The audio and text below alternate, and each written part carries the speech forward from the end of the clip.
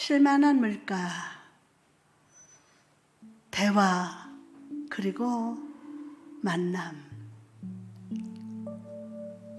나에게 달력은 숲이 가득한 오솔과 같아서 말없이 걷다 보면 벌써 여기까지인가 하고 놀랍니다. 기억하고 기억되고 기억하고 기억되고 싶어도 내 귓가를 스쳐간 바람처럼 그래요. 시간은 그렇게 지나갔습니다. 어느덧 내 마음은 겨울 속의 모닥불, 사랑하는 자의 가슴 속 따스함을 조용히 기다리고 있습니다. 당신이 나에게 인생을 부르신다면 나는 대답할 수 없습니다. 나는 그저 조용히 당신에게 심겨지기를 기다릴 뿐입니다. 나의 이름은 그 누구도 기억하려 하지 않지만 당신의 믿음에 커다란 의미가 되었습니다. 내 기억 속의 믿음은 떨리는 손가락, 겸손의 무릎, 어두운 밤을 뚫고 나를 부르는 외침이며 사랑하는 자를 잃은 어머니의 눈물. 이 순간 하나가 나에게 그려질 때 그것은 아버지 앞에 아름다운 감사의 향기가 되었습니다. 오늘 또 나는 나의 평생에 영원히 기억될 당신의 순간을 조용히 기다리고 있습니다. 아멘. 이 시 속에는 두 사람이 등장합니다. 한 사람은 마음의 쓸쓸함을 느끼며 다시 한번 믿음의 열정과 하나님의 사랑을 기다리는 사람입니다. 그리고 또 한 사람은 그런 마음의 쓸쓸함을 보시면서 다시 한번 믿음의 손을 내밀기를 기다리는 예수님이 서 계십니다. 주님은 오늘도 우리의 삶의 자리에 찾아오십니다. 주님은 오늘 이 자리에 찾아오셨습니다. 환영합니다. 그리고 2000년 전과 같이 치유와 기적과 능력, 그리고 우리가 성령으로 행복하기를 원하십니다. 오늘 성령으로 행복하시기를 축복합니다. 그러나 중요한 사실은 그것이 우리의 것이 되기 위해서는 그분에게 손을 내밀어야 합니다. 다시 한번 그분에게 손을 내밀어야 합니다. 헬루병 걸린 여인이 손을 내밀었듯이 바디메오가 주님께 막 뛰어갔듯이 주님을 붙들어야 합니다. 멍하고 그냥 이 시간 예배하고 아멘 하고 아니라 마음만큼은 뛰어서 주님을 붙들어야 돼요. 그때 그 한순간에 놀라운 기적을 끌어오는 역사가 될 줄 믿습니다. 오늘 내 믿음의 손길을 기다리는 주님께 손을 내밀어 봅시다. 그리고 주님의 사랑과 기적, 능력, 부흥을 경험하시기를 주님의 이름을 축복합니다. 할렐루야. 그러면 감사해요. 오늘은 나를 불쌍히 여기시는 목자, 다 같이 나를 불쌍히 여기시는 목자. 할렐루야. 귀한 주일을 허락하시고 예배 잔치에 나와서 은혜의 양식을 먹게 하신 하나님을 찬양합니다. 주님께서 오늘 연약한 우리를 품으시사 생명으로 살아나게 하셔서 염려와 시험과 사단의 여리고를 능히 넘어가게 하실 줄 믿습니다. 최근 이태원에서 있었던 불의의 사고로 인해서 온 나라가 침울한 상황입니다. 갑작스럽게 가족과 자녀들을 잃어버린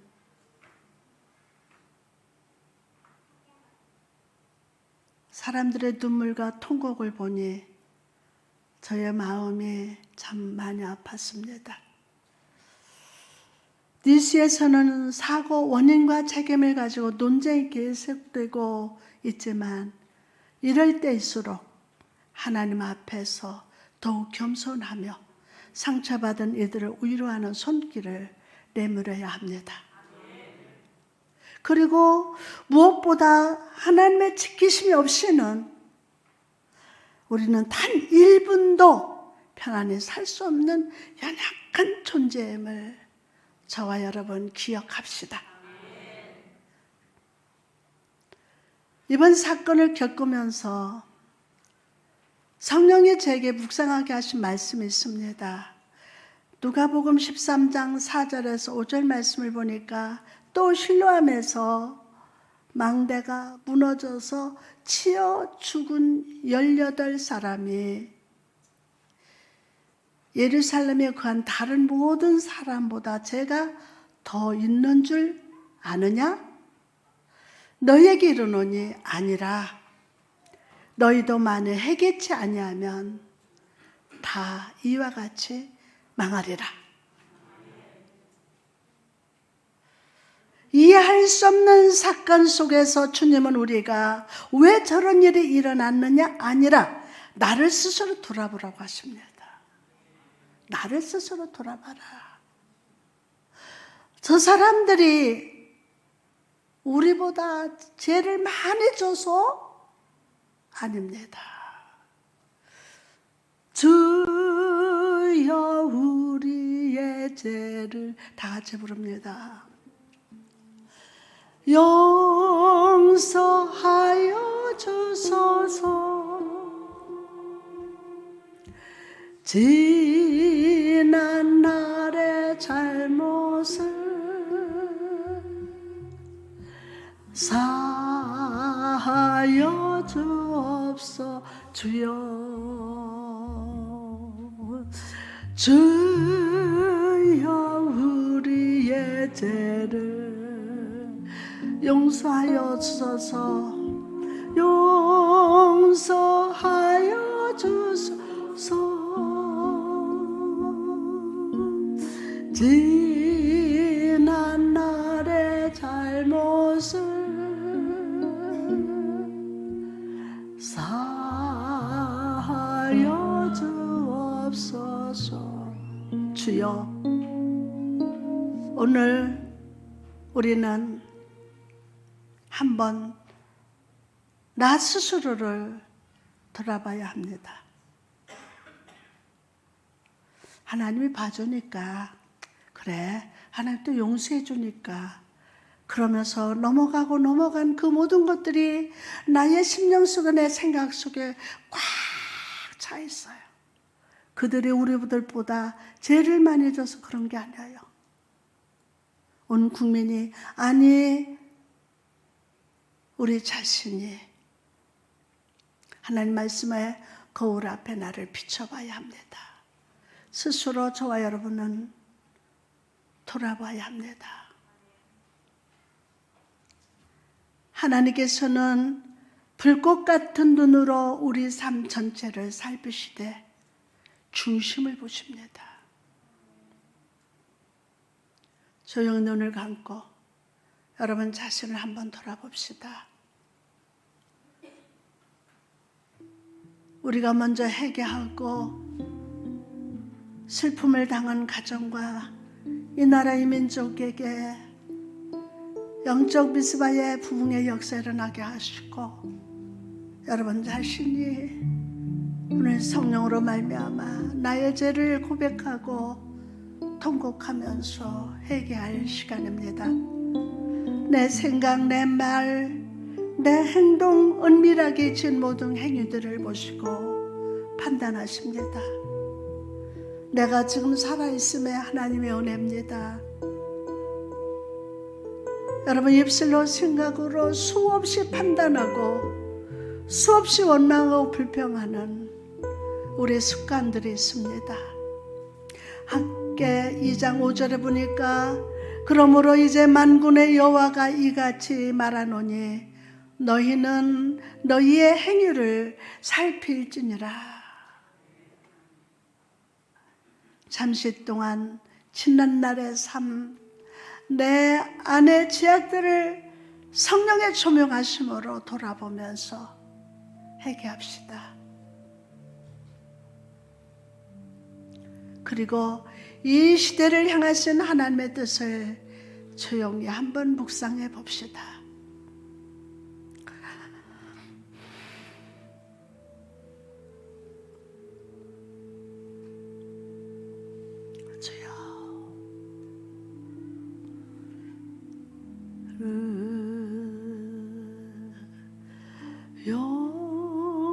용서하여 주소서.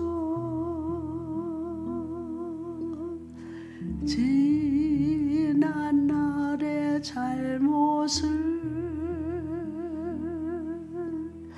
사하여 주옵소서. 주여 우리의 죄를 용서하여 주소서. 지난 날의 잘못을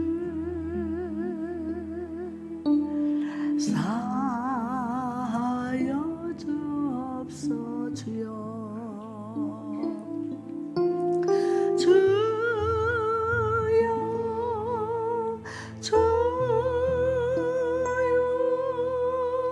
나의 죄를 위하여 주여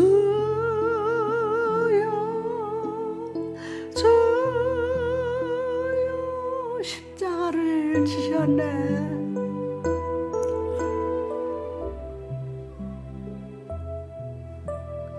주님 하신 그 길을 나도 걸어야 하네. 주님 하신 그 길을 나도 걸어야 하네.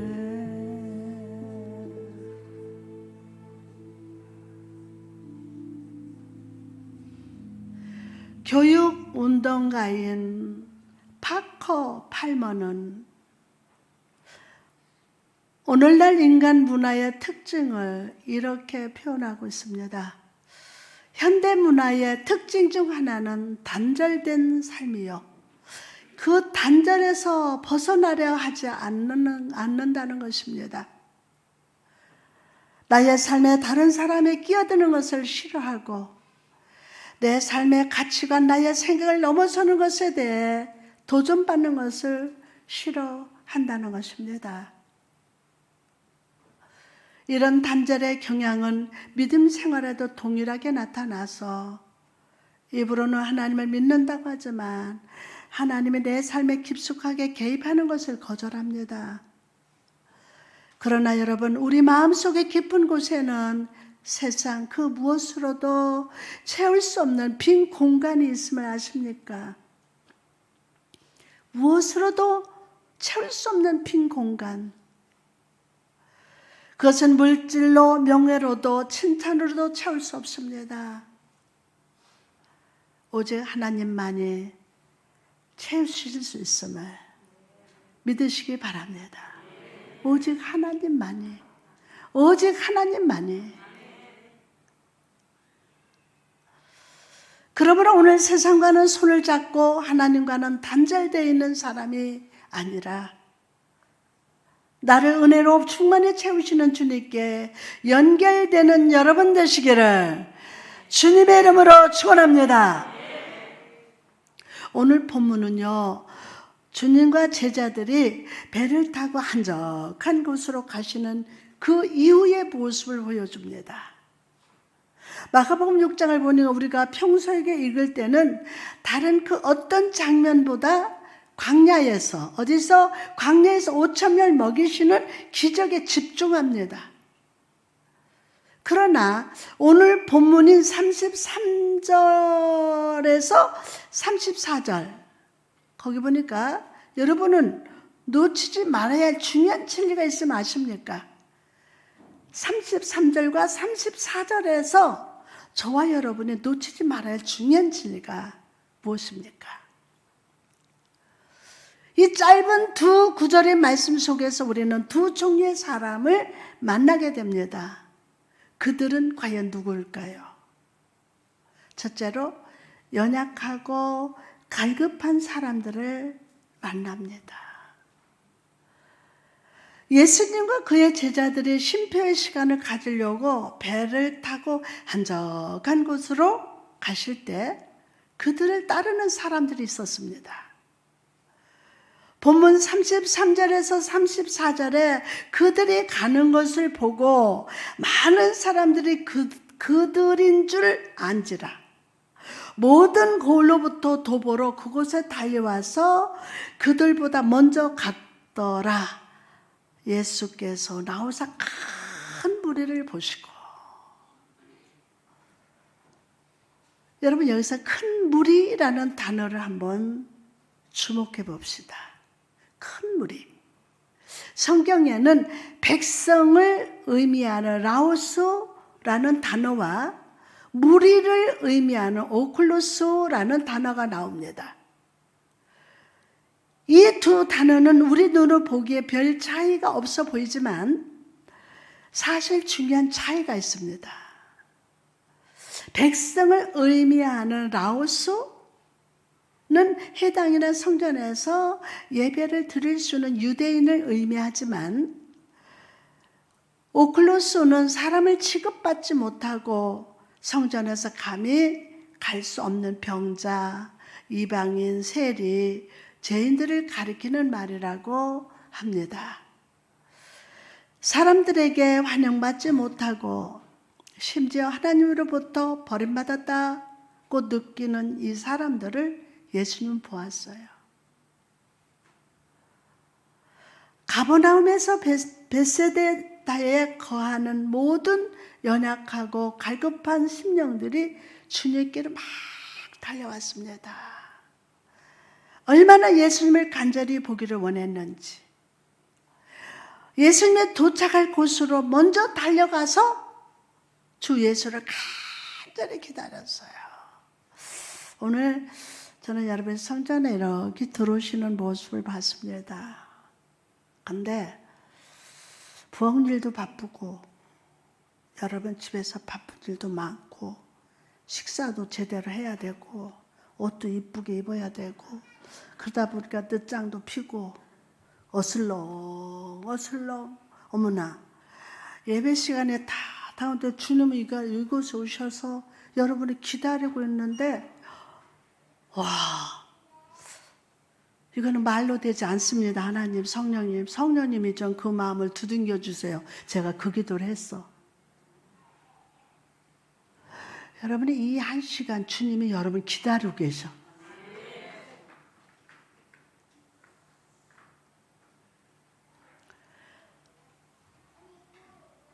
여러분이 와서 정말 말씀을 전하는 목사님 위해서 중보기도도 하고 여러분 마음에 일주일 동안 살면서 치운 죄도 있고 이런 것들 저런 것들 좀 살펴보면서 회개도 하고 하나님 오늘 내가 은혜 받아야 됩니다. 사모하고 또 사모해야 되는데 어슬렁 어슬렁 어슬렁 어슬렁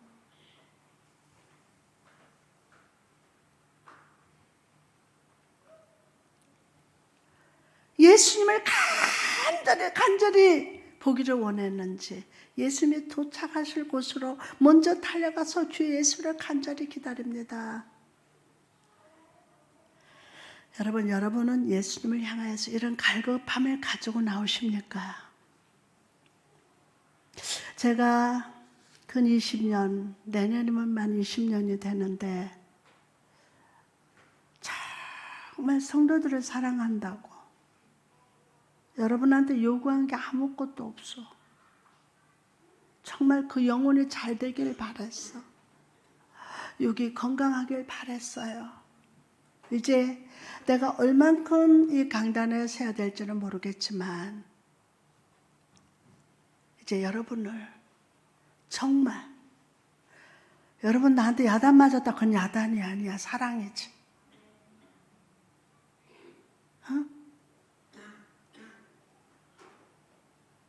얼만큼 이 자리에 갈급한 마음으로 왔습니까? 얼만큼 예수님을 만나기를 사모했습니까?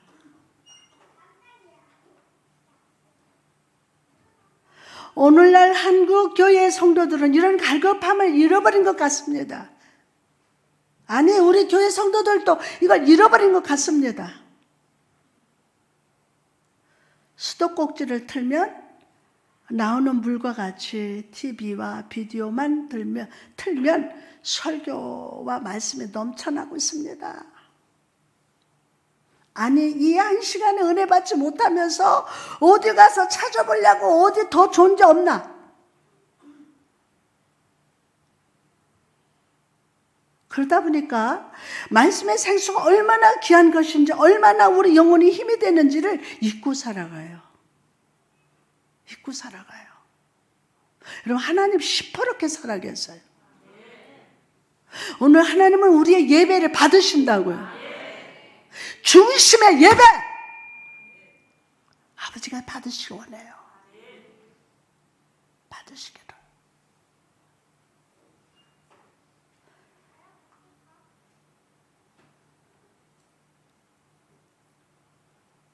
어떤 남자가 알코올에 중독이 돼서 비참한 삶을 살고 있습니다. 어떤 사람이 그의 아내에게 성경을 한 권을 줬는데 아내는 성경을 읽다가 예수를 믿게 되었다고 합니다. 아내는 성경을 통해 많은 위로를 받고 그것을 보물처럼 여기면서 매일 읽고 막 묵상을 합니다. 하지만 남편은 아내의 새로운 신앙을 비웃기만 합니다. 하루는 남편이 또 술을 취해서 아내의 손에서 성경을 빼서 난로 속에 딱 던져버렸어요. 난로 속에. 이놈의 마누라 한번 보자. 저 성경이 어떻게 되는지. 난로에 딱 던져. 이 성경이 어떻게 되죠? 여러분 어떻게 되죠? 타죠. 다음날 아침 남편은요 남은 죄를 치우다가 타다 남은 성경 몇 쪽을 보게 되었어요. 타다 남은 조각이 있어 살펴보니까 이런 말씀이 보았습니다. 천지는 없어지려니와 나의 말은 없어지지 아니하니라. 라는 남편은 깜짝 놀랐어요. 그리고 남편은 죄책감을 강하게 느꼈고 결국 그의 영혼은 구원의 믿음을 얻게 되었다고 합니다.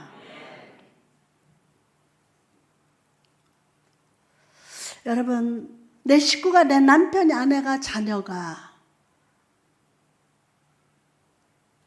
어떤 영적 상황에 있는지 내일 일은 몰라요. 저는 저 때문에 누가 상처받았다면은 아이라도 무릎 꿇고 미안해. 잘못했어. 왜? 내일은 나는 몰라. 오늘 회개할 거 오늘 해야 돼. 오늘 용서할 거 오늘 용서해야 돼요. 내가 권위가 없어서요? 아니에요. 권위는 내 자신이 하나님 앞에 겸손하게 엎드릴 때, 무릎 꿇을 때. 내일은 몰라요. 예배 드리는 거를 그냥 무슨 아니에요, 여러분. 이태원에 그 사람들이 거기 죽으러 갔습니까? 아니에요, 아니에요. 오늘 하나님께서 생명 주셔서 주님 나를 부르셨으니, 주님이 부르셔서 예배 자리까지 온 거예요. 아이 멀어도 그 시간부터 하나님이 축복하는 거야. 기름 부시는 거예요.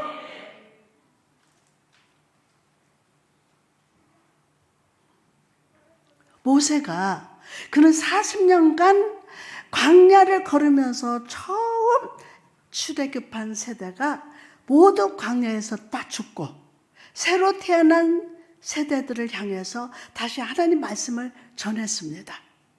그 말씀은 새로운 것이 아니라 오래전 시내산에서 하나님이 주신 언약을 다시 한번 떠올리게 하는 말씀이었어요.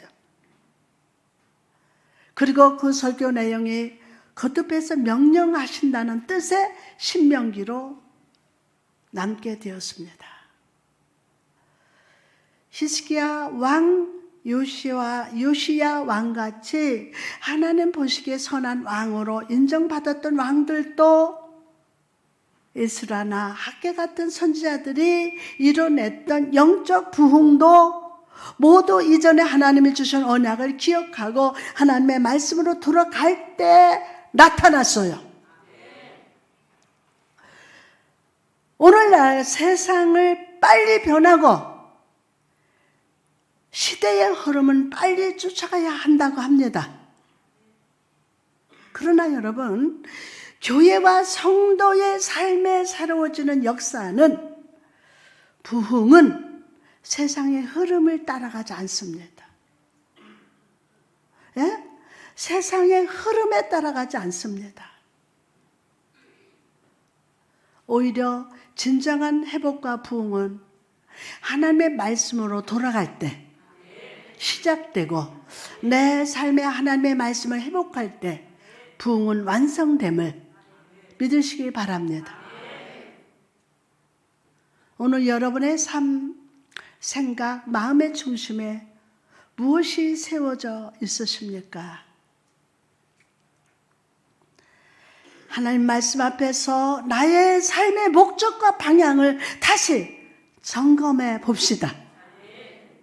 점검해 봅시다. 하나님 시퍼렇게 살아계세요.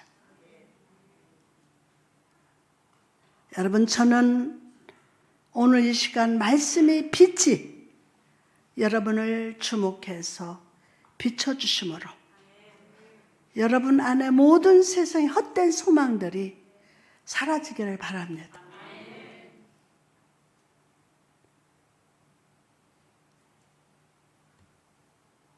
우리 윤경 집사 남편 누구야? 에? 누구냐고 이름이? 이름 알죠? 우리 집이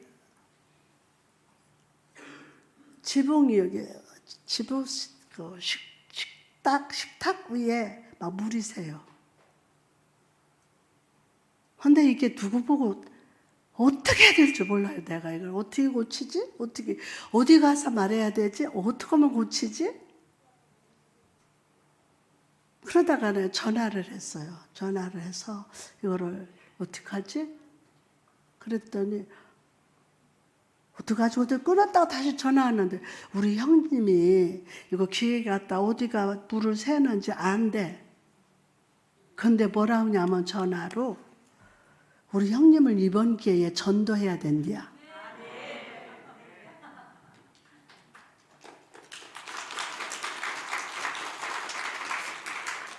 아니, 얼마나 놀란지 몰라요. 근데 아직은 고치지 않았어. 바빠서 왜 다른 데 스케줄 있잖아요. 여기 오기 전에. 근데 나는 이거 안 고쳐도 괜찮아. 그 입에서 우리 형님 이번 기회에 전도해야 된디야. 왜? 목사님 내 거 고치니까 목사님 샤바샤바 좀 해달라는 거요. 전도 좀 해달라는 거요. 그 소리는 안 했지만 내가 그 소리로 들렸어. 근데요, 딱 시험이 바람이 오는 거야. 이걸로 이렇게 측정하는 걸로 이렇게 했는데, 보일러를 이거를 끄고 여기만 내기고 하는데, 방에 있으니까 무슨 소리가 뭐 계속 나는데, 2층에 가니까 이렇게 뭐를 깔아놔는 이게 냄새도 나고 막 펄펄펄펄 끄는데, 방법이 없어. 이게 어떻게 해야 될지 몰라가지고. 그래가지고 가서 스위치 끄고 이랬는데, 불은 안 났어요. 그래서 반드시 성령의 불이 그 심령에 타서 우리 저 부부 사이에 앉을 거야. 나는 너무 놀랐어요. 그 입에서 그냥 성경 찬송 들고 억지로 와서 앉아있는 줄 알았더니 형님을 전도해야 된다는 거예요.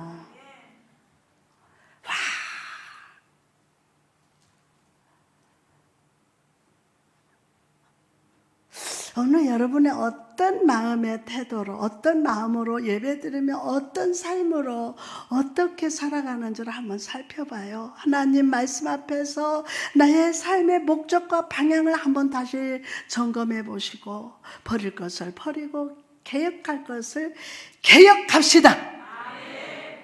여러분, 저는 오늘 시간 말씀의 빛을 여러분을 주목해서 비춰주심으로 여러분 안에 모든 세상 헛된 소망들이 다 사라질저다.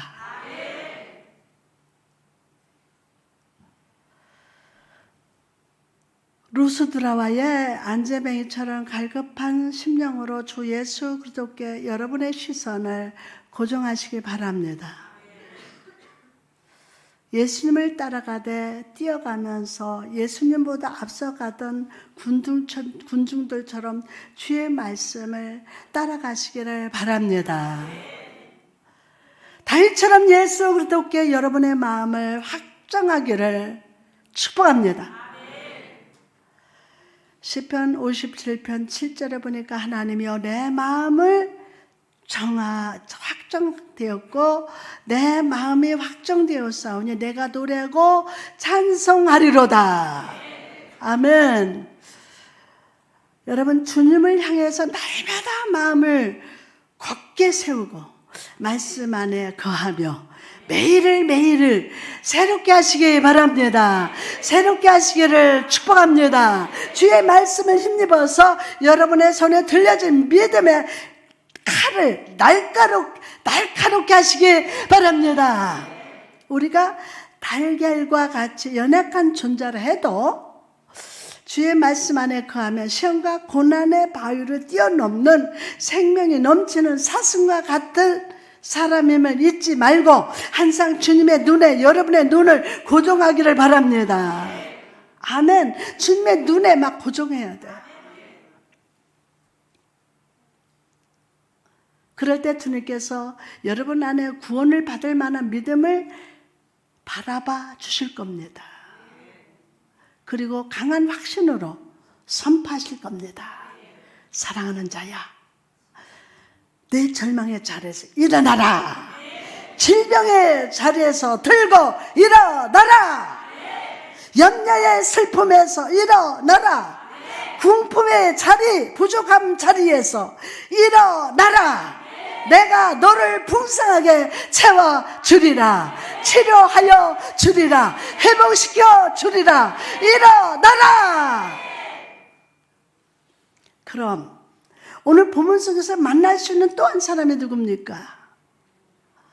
둘째로 나를 불쌍히 여기시고 풍성히 채우시는 예수 그리스도를 만납니다. 여러분, 세상에서 인정받지 못하고 심지어 하나님의 성전에 들어갈 수 없는 병자들, 이방인들, 죄인들의 예수님을 향해서 달려왔습니다. 그리고 주님은 이 연약한 군중들을 주목해 바라봅니다. 본문 34절에 예수께서 나오사 큰 무리를 보시고 그 목자 없는 양 같음으로 인하여 불쌍히 여기시사. 여기서 보시다라는 말은 헬라로 에이도라고 하는데, 이 말은 인지하다, 발견하다, 알다, 이해하다, 방법을 알다라는 의미입니다. 다시 말해서 주님의 갈급함을 가지고 주님께 뛰어온 군중들을 보시면서 그들이 무엇을 갈급해 하는지를 인지하시고 발견하시고 그들이 무엇을 필요로 하는지 이해하시고 어떻게 채워야 하는지를 방법을 아신다는 거예요. 주님이 이 자리에 많지는 않지만 하나님의 다 여러분 아셔요. 아, 얘는 이게 부족하구나. 아, 얘가 낙심했구나. 얘가 안진뱅이가 되었네. 일어나라. 가라라. 부족하냐? 내가 채워진다. 이해해 주세요. 이해하시고 어떻게 채워야 하는 방법을 아신다는 뜻입니다. 마치 응급실에 들어온 환자를 진찰하는 의사처럼 예수님은 성령의 청진기를 대시고 사람들의 심령을 진찰하십니다. 보세요. 지팡이, 때 묻은 지팡이 저를 붙드시고 사용하시는 그 때 묻은 지팡이. 근데요, 이 때 묻은 지팡이가 주님 손에 붙들리니까 성도들을 바라볼 때에 뭔가 알게 돼요. 하나님의 조명하셔서 알게 되고, 그러면 그를 위해서 기도하게 되고, 새벽이나 밤이나 언제든지 전화를 해서 기도하다가 전화하는 거예요. 일어나, 기도해, 주기도문 해. 그리고 탁 끊고 저는 두 손 들고 기도합니다. 알게 하세요. 말하게 하세요. 이 때 묻은 지팡이, 보잘것없는 아무것도 없는 이 지팡이 주님 손에 붙들리니까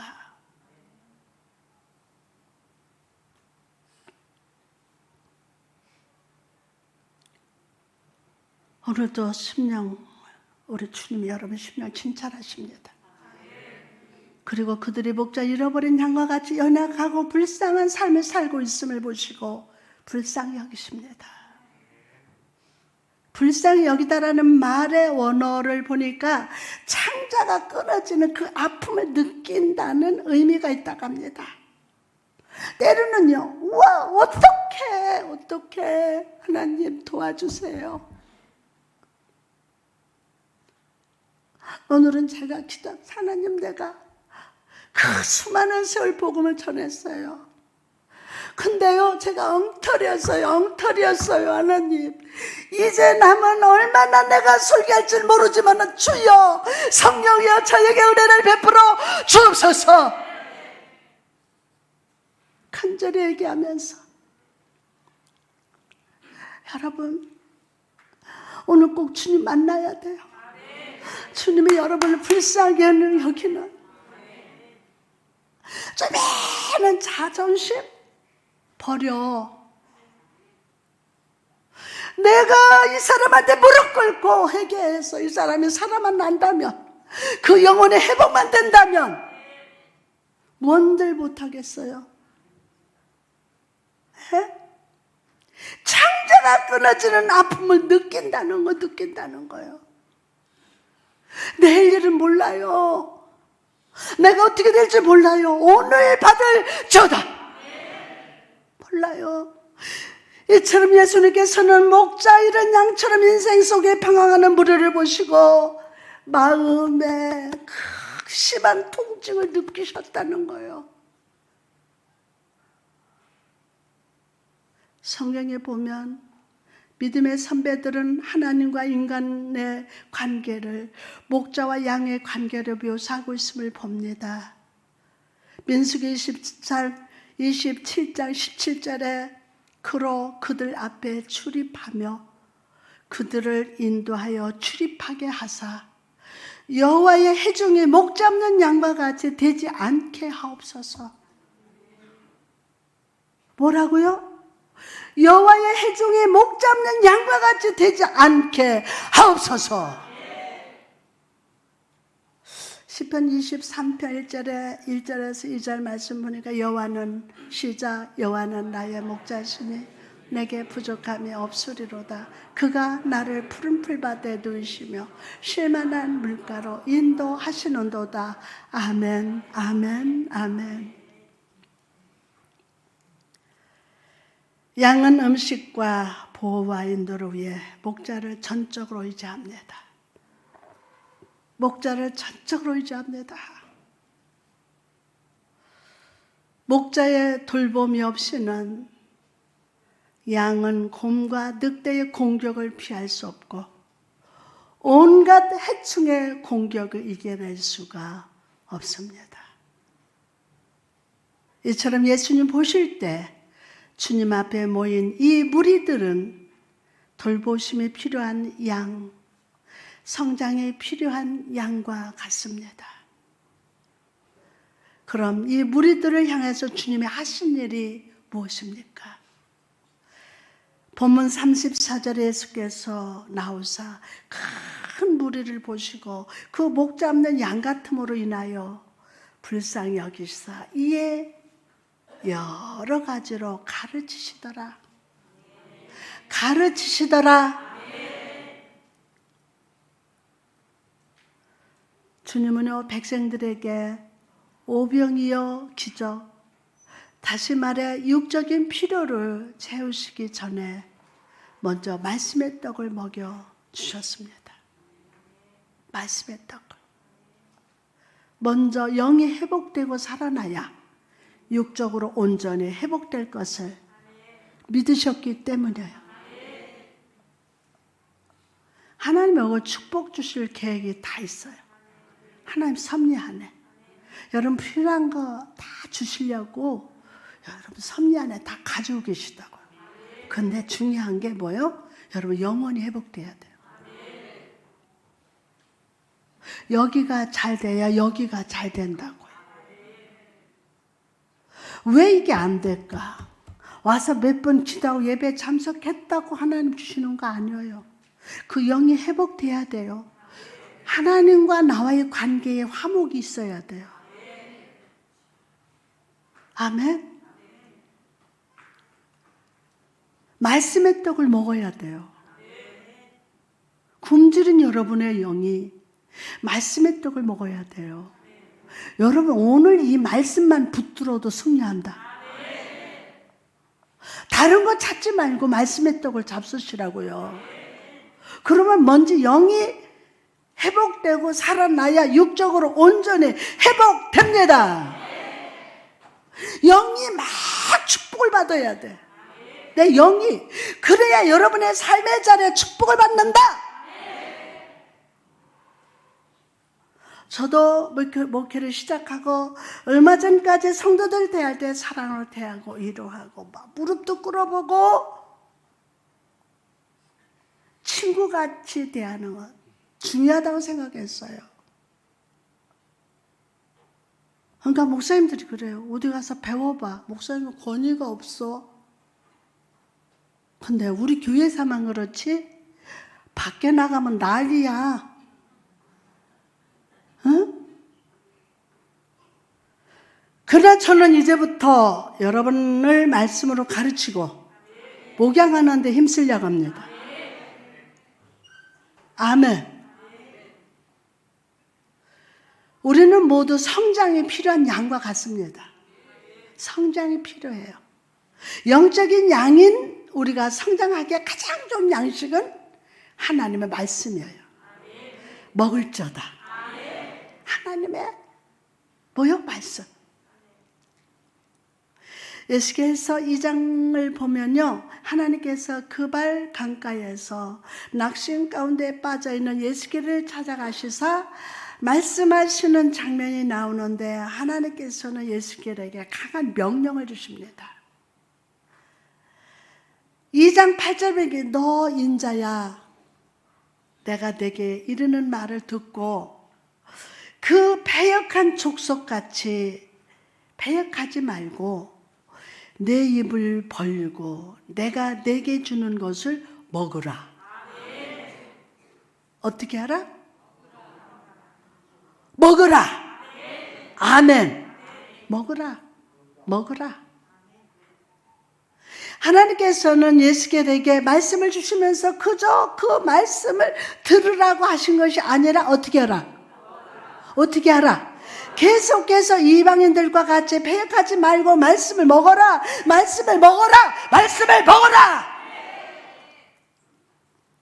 이방인들과 같이 패역하지 말고 말씀을 먹으라는 거예요. 한번 먹어봐. 그럼 하나님의 에스겔에게 말씀을 먹으라고 하시는 명령의 의미가 무엇입니까? 바로 말씀을 먹음으로 하나님의 말씀이 에스겔을 지배하고 다스리게 한다는 거예요. 하나님의 말씀이 누구를 다스리고? 전담량을 다스리고 지배하고 다스리게 한다는 거예요. 아멘. 그래서 바로 뭐를 먹어라? 말씀을 먹으라는 거예요. 하나님의 말씀을 먹어라. 전지전능하신 하나님의 말씀을 먹어라. 먹어라. 먹어라. 먹으라는 거예요. 말씀이 너를 다스리게 함으로 그 말씀의 빛이 너의 안에 죄와 절망과 염려와 불신, 어둠을 물리치게 하라. 말씀을 먹어야 그 말씀의 빛이 여러분 안에 쫙 비춰지니까 뭐가 있어요? 그 안에 죄가 나타나 절망, 염려, 불신의 어둠을 물리치게 됩니다. 아멘. 여러분, 이처럼 예수 그리스도는요, 오늘 저와 여러분에게 말씀의 떡을 먹여주십니다. 그냥 가시면 안 돼요. 그 말씀은 빛과 같아서 우리 안에 자리 잡은 죄와 사망과 염려와 절망의 어둠을 물리쳐 주시고 우리를 하나님과 사람 앞에 영적으로 성장하게 하는 능력의 됨을 믿으시기 바랍니다. 할렐루야. 오늘 그 역사가 일어납니다. 할렐루야. 그럼 우리가 말씀을 먹는다는 것은 구체적으로 무슨 뜻일까요? 자, 농부가 씨를 뿌린다고 상상해 봅시다. 전 시골에서 씨를 이렇게 뿌려봤어요. 땅은 그 씨를 어떻게 합니까? 어떻게 해요? 먹어요. 맞습니다. 땅은 그 씨를 삼킵니다. 땅에 그 씨를 삼키고 난 후 그 다음 나타나는 일이 무엇일까요?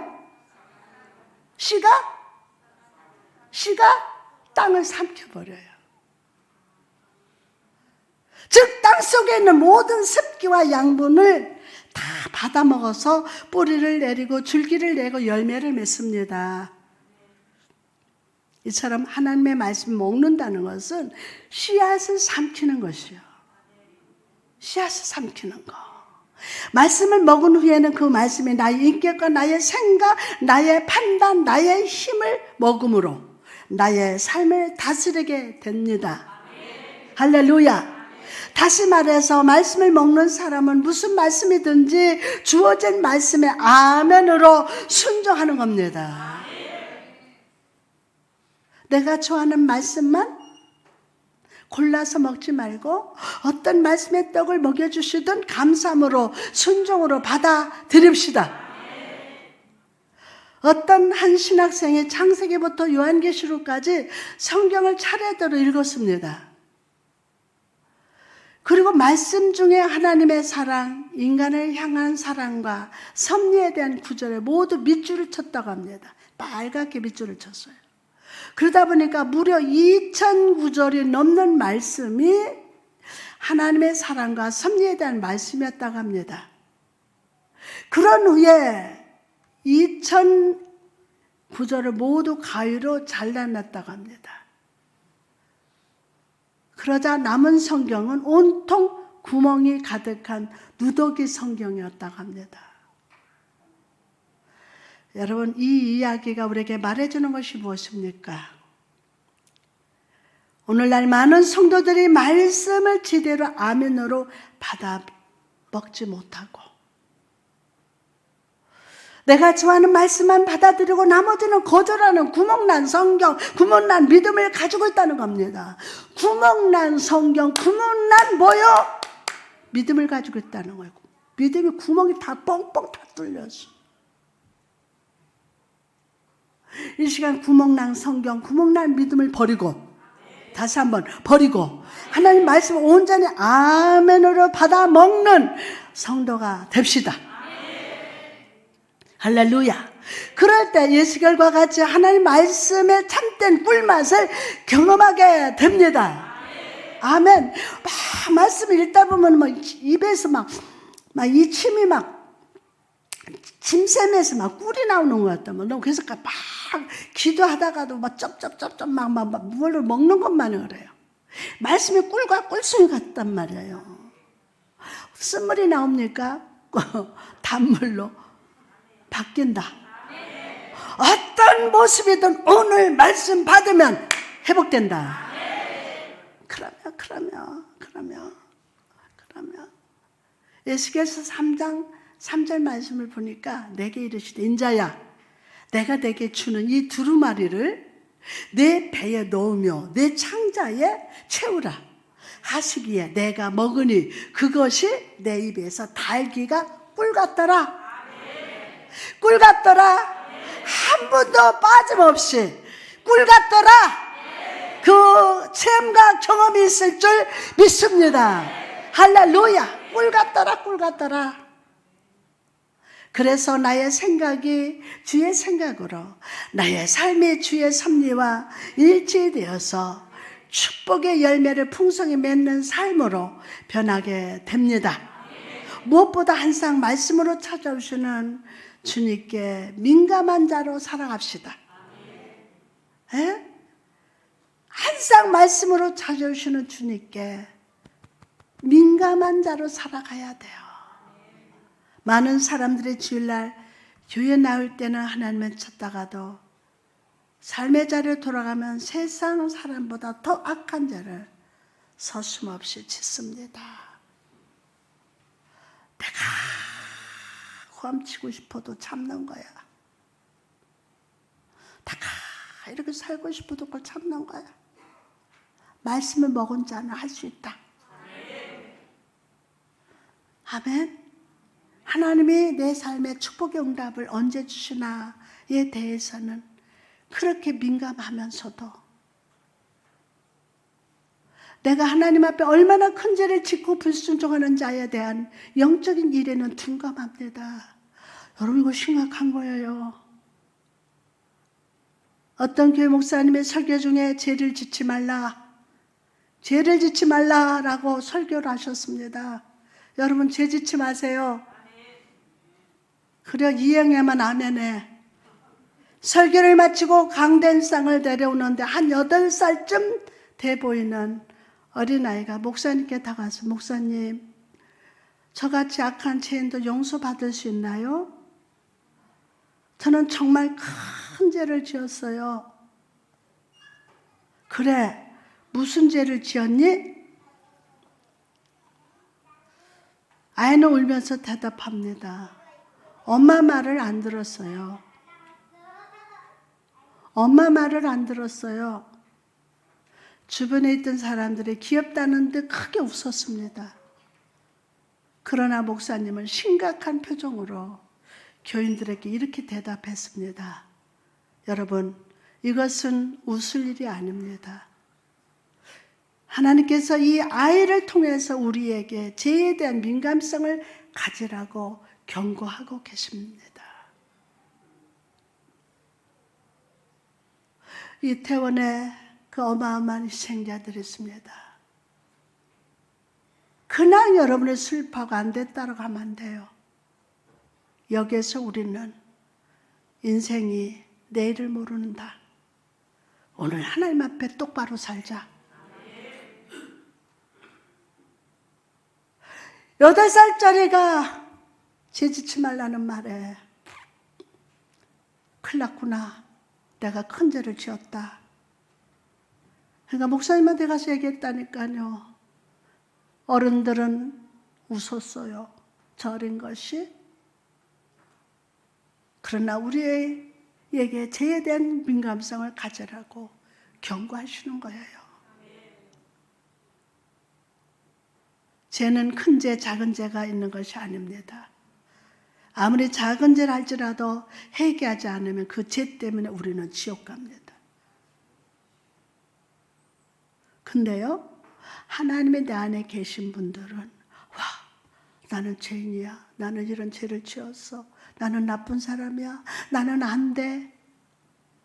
이제 민감성이 오는 거예요. 민감성이. 하나님께 작은 죄라도 회개합시다. 그리고 여러분 반복되는 죄 있죠. 하나님 용서해 줬는데 또 반복하고 또 반복. 이거는 심각하게 생각하고 하나님 앞에 철저하게 하나님께 작은 죄라도. 제가요 사진 작가잖아요. 근데 단풍이 얼마나 멋있는지 한번 나갔어요. 일령 쪽으로 갔는데 와, 산이 너무 좋아. 막 이거 작품 너무 많이 찍겠다는데 길을 안 보고 그것만 보고 갔어. 그 풍경만 보고 가다가 넘어졌어. 그래가지고 무릎팍도 깨지고 여기도 깨지고 다 했어. 그래도 일어나가지고 또 가. 그걸 찍으려고. 풍경을 찍으려고. 여러분 아름다운 것들이 아무리 우리 앞에 있더라도 길 대신 주님 쫓아갑시다. 나 마냥 넘어져. 여기서 회개했다고요. 여기서 우연이 아니었어요. 하나님의 회개를 촉구하신 거라고요.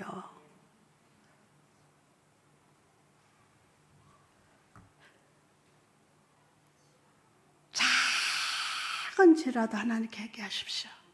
그리고 그분의 은혜를 항상 갈망하십시오. 여러분 우리가 하나님께 부르심을 받고 사랑을 받으면서 잃어버린 것을 되찾는 은혜와 구원을 체험했다면 우린 모두 죄에 대한 민감성을 가지고 하나님의 임재 아래 거하며 하나님을 인식하는 삶을 사는데 힘써야 될 줄 믿습니다. 성령을 의지하여 여러분의 삶을 바라보십시오. 그리고 성령의 불로 죄는 작은 모양이라도 태워버립시다. 버립시다. 아멘. 버려야 돼요. 버려야 돼요. 그럴 때 죄의 틈을 타고 역사하는 사단이 우리를 피할 것입니다. 하나님의 구원의 손이 여러분의 삶을 붙드셔서 은혜가 풍성한 삶, 말씀을 먹는 삶, 감사와 찬양이 넘치는 삶이 되게 하실 줄 믿습니다. 할렐루야.